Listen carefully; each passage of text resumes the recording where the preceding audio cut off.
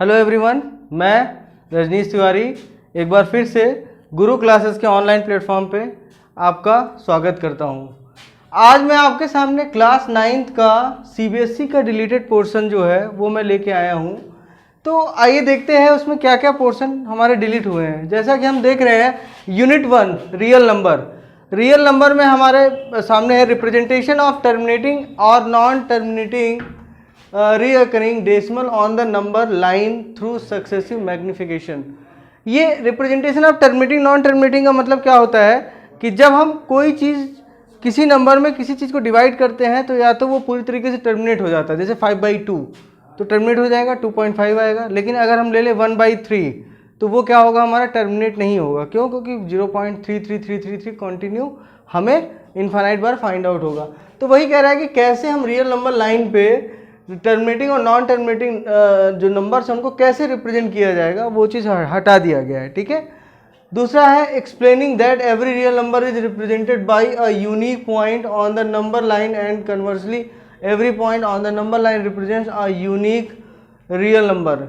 ये एक theoretical portion है जिसको कि हमारे मतलब मैथ्स में से हटा दिया गया है।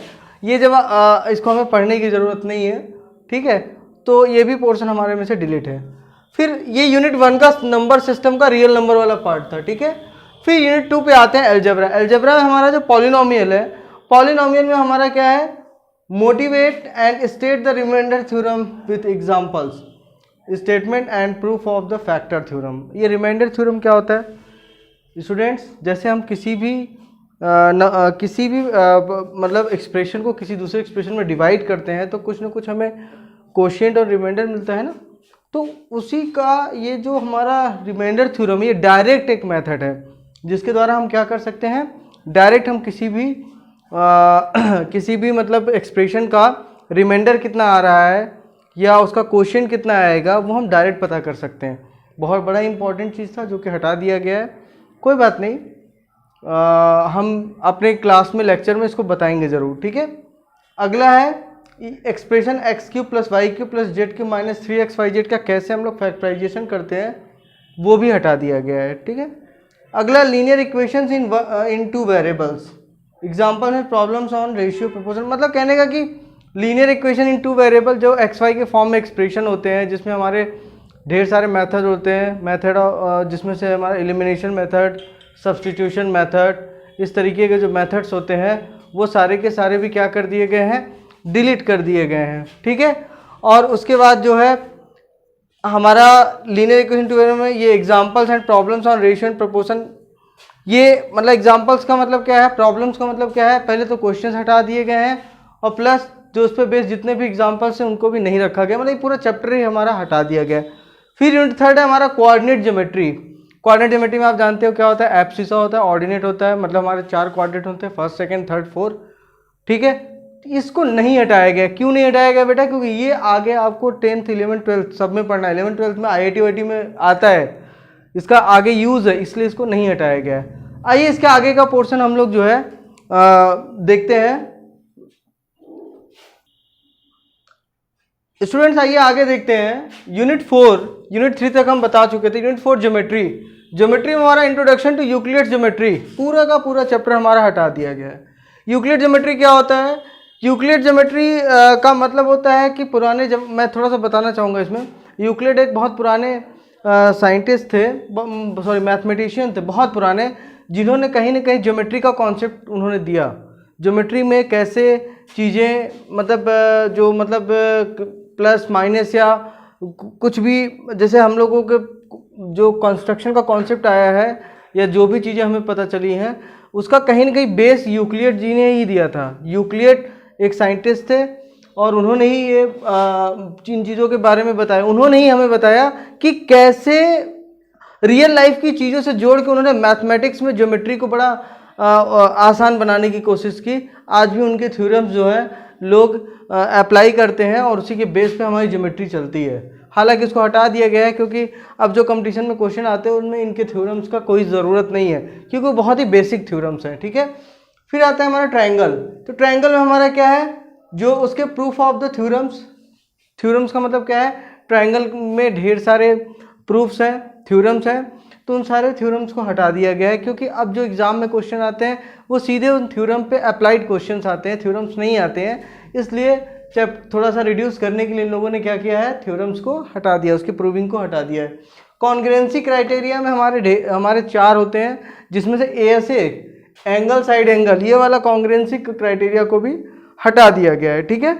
फिर दूसरा हमारा आता है triangle inequality and relation between angle and facing side inequality in triangle. Triangle inequality का मतलब क्या होता है, हम जानते हैं कि किसी भी ट्रायंगल में किसी भी 2 साइड का सम जो होता है वो हमेशा तीसरी साइड से क्या होता है, बड़ा होता है, ठीक है। तो उस पे बेस भी कई ढेर सारे थ्योरम्स थे जिनको हटा दिया गया है, ठीक है, तो उन्हें भी हमें नहीं पढ़ना है। क्वाड्रिलेटरल को नहीं डिलीट किया गया है, ये पूरा का पूरा चैप्टर आपको पढ़ना है। एरिया, जो ट्रायंगल का एरिया है ट्रायंगल का, वो उसको क्या किया गया है, हटा दिया गया है। एरिया ऑफ ट्रायंगल या क्वाड्रिलेटरल जितना कुछ है वो सारा का सारा इसमें से हटा दिया गया है, ठीक है।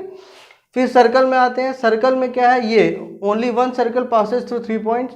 इसका मतलब क्या है, किसी भी जो 3 नॉन कोलिनियर पॉइंट्स होते हैं उससे केवल एक ही सर्कल ड्रॉ हो सकता है।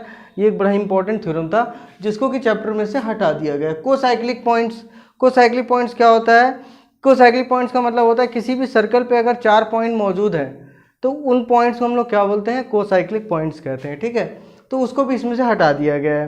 कंस्ट्रक्शन में आते हैं, तो कंस्ट्रक्शन में हमारा क्या है, given parameter and base of triangle. तो कंस्ट्रक्शन का वो पोर्शन जिसमें किसी भी ट्रायंगल का जो पैरामीटर होता है और बेस दिया रहता है, तो ट्रायंगल को कंस्ट्रक्ट करने के लिए कहता है, उसको भी हटा दिया गया है। सारा पोर्शन नहीं हटाया गया है, सिर्फ ये वाला पोर्शन हटाया गया है, ठीक है। मेंसुरेशन में आते हैं। मेंसुरेशन में एरिया में जो हीरोन्स फॉर्मूला था वो हटा दिया गया है। ये कब अप्लाई करते हैं, जब किसी भी ट्रायंगल के अगर तीनों साइड दिए हों तो हम इसको अप्लाई करते हैं, तो इस थ्योरम को हटा दिया गया है। सरफेस एरिया एंड वॉल्यूम में से किसी भी पोर्शन को नहीं हटाया गया है, ठीक है। थोड़ा सा एक चीज़ और बचा हुआ है, वो मैं जगह न होने की वजह से मैं नहीं लिख पाया, तो आइए उसको देख लेते हैं। वो है हमारा स्टैटिस्टिक्स एंड प्रोबेबिलिटी। तो आइए उसको भी देख लेते हैं ताकि ये पूरा का पूरा जो मैथमेटिक्स का जो पोर्शन डिलीट किया गया है वो हमें पता चल जाए कि क्या क्या डिलीट हुआ है, ठीक है।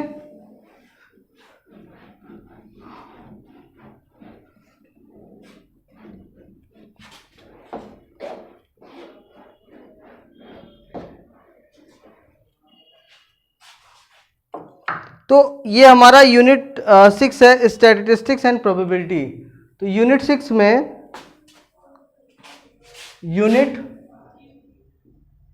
यूनिट 6 स्टैटिस्टिक्स एंड प्रोबेबिलिटी है।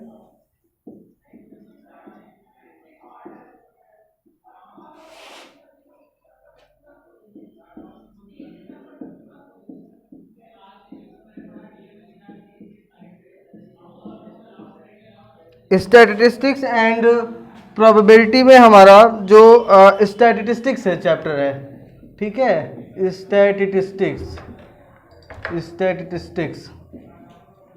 स्टैटिस्टिक्स में हमारा क्या क्या हटाया गया है, पहला हिस्टोग्राम हटा दिया गया है। दूसरा हमारा क्या हटाया गया है, फ्रीक्वेंसी पॉलीगन हटा दिया गया है, ठीक है। और तीसरा mean median and mode of ungrouped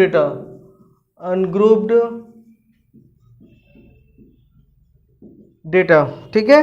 और उसके बाद प्रोबेबिलिटी को नहीं हटाया गया, ये अच्छा काम हुआ है, प्रोबेबिलिटी को नहीं हटाया गया है, ठीक है।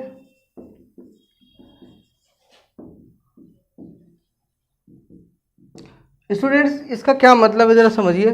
देखिए इसमें जो है, जो स्टैटिस्टिक्स है, स्टैटिस्टिक्स हमारा कॉमर्शियल पोर्शन है। इसमें से हिस्टोग्राम क्या होता है, जब किसी भी डेटा का, ग्रुप डेटा का हम एक रेक्टेंगुलर रिप्रेजेंटेशन करते हैं ग्राफ पेपर पे, तो वो हमारा हिस्टोग्राम कहलाता है।